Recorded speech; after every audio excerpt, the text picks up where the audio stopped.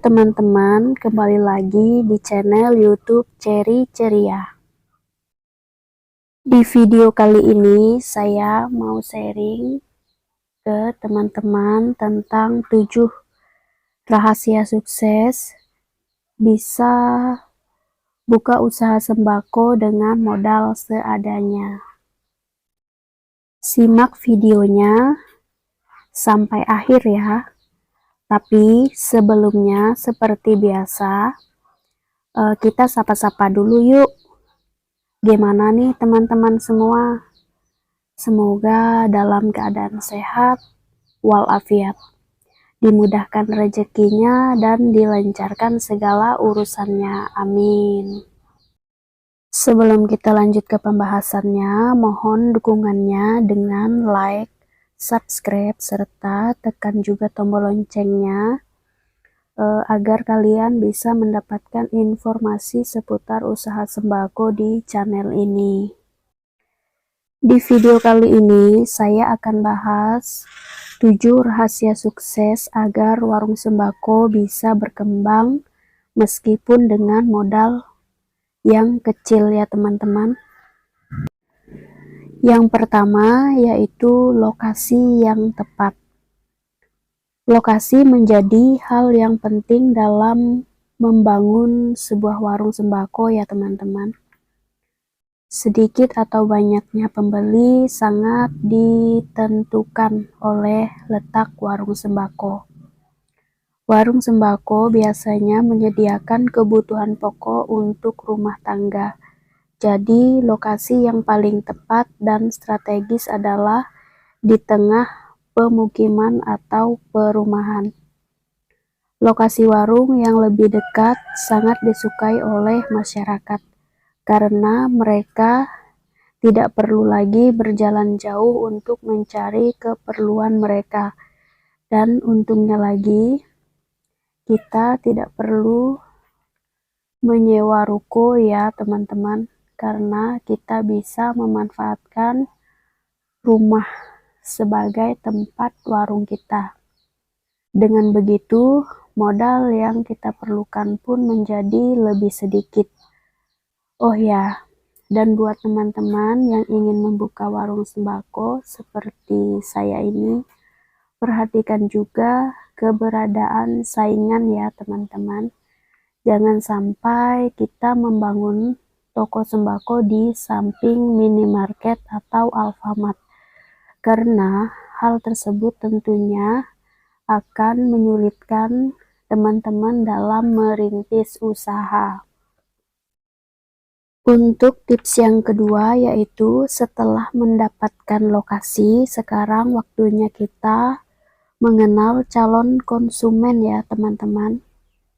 Karena konsumen itu memiliki tujuan dan keperluan yang berbeda-beda. Jadi sebaiknya teman-teman melakukan survei untuk memastikan barang yang kita jual itu benar-benar dibutuhkan masyarakat ya teman-teman. Karena dengan kita mengetahui kebutuhan masyarakat, kita juga bisa menghitung besaran modal yang kita butuhkan untuk membeli barang-barang dagangan yang ingin kita jual. Ketika kita ingin membuka usaha sembako, sebaiknya gunakan uang tabungan ya teman-teman. Mengambil kredit usaha dari bank memang tidak salah. Tapi cara ini tidak dianjurkan karena kita belum bisa memastikan bahwa bisnis yang kita jalankan ini apakah bisa berjalan mulus atau tidak. Jadi melihat kondisi seperti ini akan sangat berisiko jika kita mengambil modal kredit dari bank. Jika modal yang kita miliki kurang dan pasca meminjam dari bank, sebaiknya teman-teman pilih bunga yang paling rendah ya. Kita juga harus menghitung dengan teliti apakah keuntungan yang didapatkan dari warung sembako tersebut dapat menutup angsuran setiap bulannya. Dan masih berkaitan dengan modal, sebaiknya teman-teman pisahkan uang menjadi 2 kelompok ya.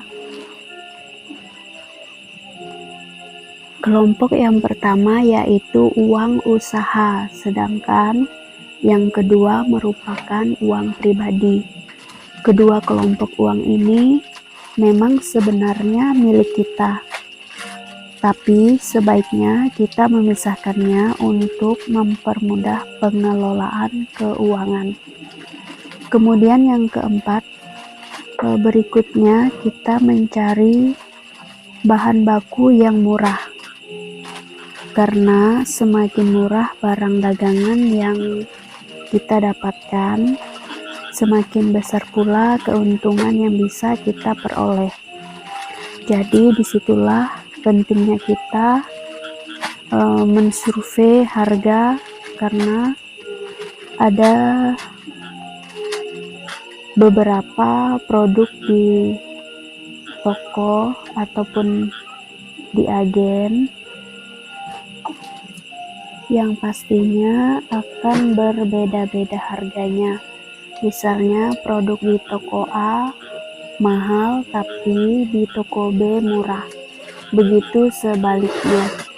Kemudian yang kelima, membuat warung sembako menarik.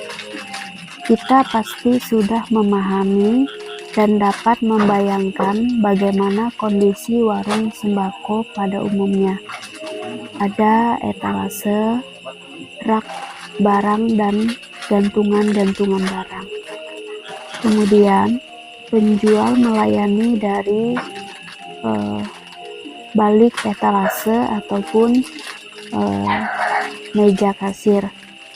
Jika teman-teman ingin memiliki warung sembako yang sukses, cobalah untuk melakukan inovasi ya teman-teman. Sebaiknya barang dagangan ditata sedemikian rupa agar tampak lebih rapi. Sebagian besar pembeli akan lebih suka penataan seperti itu ya teman-teman. Seperti yang saya lakukan saat ini. Ini adalah proses penyusunan barang-barang karena kemarin habis hari raya Natal, jadi di warung saya ini memajang snack dan juga minuman Natal itu di bagian depan. Nah, berhubung sekarang sudah lewat masanya, jadi saya mengembalikan posisi barang-barang ini di posisi awal seperti sebelumnya. Nah, jadi barang-barang yang saya susun di bagian depan ini adalah barang-barang yang paling laris setiap hari ataupun barang-barang yang dibutuhkan setiap hari oleh konsumen. Jadi untuk penyusunan barang-barang ini bisa kita sesuaikan dengan kondisi ya teman-teman. Jadi sebagian besar pembeli akan lebih suka penataan seperti itu, karena pembeli dapat lebih mudah memilih barang. Pisahkan barang-barang jualan sesuai dengan jenisnya. Misalnya ada rak yang khusus makanan ataupun yang bukan jenis makanan. Kalau misalnya teman-teman memiliki modal yang lebih besar, itu bisa membeli rak gondola ya teman-teman. Kalau saya di sini hanya memanfaatkan rak yang ada saja. Dan kalau warung kalian terasa cukup luas, nggak ada salahnya kita meniru display yang biasanya ditemukan pada minimarket. Letakkan barang yang duluan datang di bagian depan atau di bagian atas. tujuannya agar barang tersebut itu dapat terjual lebih dulu. Jadi saya selalu mengingatkan ke teman-teman yang memiliki usaha toko sembako di rumah untuk selalu mengecek tanggal kadar luarsa dari semua produk yang kita jual. Jadi jangan sampai kita memberikan barang yang tidak layak kepada konsumen. Selain berbahaya karena produknya sudah expired, konsumen juga bisa pergi apabila kita melakukan kesalahan tersebut. Untuk yang keenam, memberikan pelayanan yang baik. Karena sebagian besar konsumen akan berkunjung ke toko yang harga jualnya lebih tinggi, namun pelayanannya lebih ramah ya teman-teman. Akan lebih bagus lagi kalau kita bisa memberikan harga yang lebih rendah serta pelayanan yang baik. Jadi sejak awal saya membuka warung ini, saya selalu menanamkan image dan selalu berusaha tersenyum kepada setiap pelanggan yang mampir ke warung. Jadi usahakan juga selalu berterima kasih atas kunjungan setiap pelanggan kita. Untuk yang ketujuh, manajemen keuangan dan barang dengan baik. Warung sembako memang memiliki keuntungan yang sedikit. Namun, meskipun sedikit, produk yang dijual banyak dan proses perputarannya cepat. Jadi, penting banget untuk setiap harinya kita menghitung stok dan omset yang masuk secara manual. Dengan kita telaten mengatur keuangan secara baik, tentunya kita jadi tahu barang mana saja yang laku atau tidak. Barang yang mana saja tanggal kadar luarsanya sebentar dan kita dapat menyetok barang yang cukup banyak untuk produk-produk tertentu. Jadi kayak di warung sembako saya ini berada di dalam perkampungan. Jadi di warung saya selain barang sembako, saya juga menyediakan ATK,